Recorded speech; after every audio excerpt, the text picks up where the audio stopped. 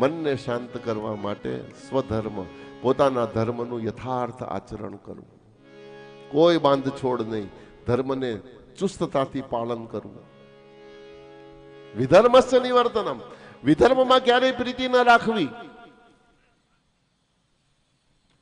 ત્રીજું, દેવાલબ્ધેન સંતોષ, દેવ યોગે જે તે સમયે જે કાંઈ પ્રાપ્ત થાય એમાં સંપૂર્ણ સંતોષ માનવો.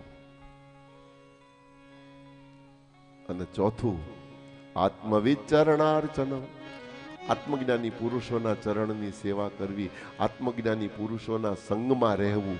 જો મનને શાંત કરવું હોય તો યાદ રહી જાય તો ફરી આ સમજવા જેવા 4 સૂત્રો છે. પોતાના ધર્મનું નિષ્ઠાપૂર્વક પાલન કરવું, બીજાના ધર્મમાં ક્યારે રુચિ રાખવી નહીં. સ્વધર્મે નિધનમ શ્રેયા, પરધર્મો ભયાવહ, બીજાનો ધર્મ ભયાવહ છે.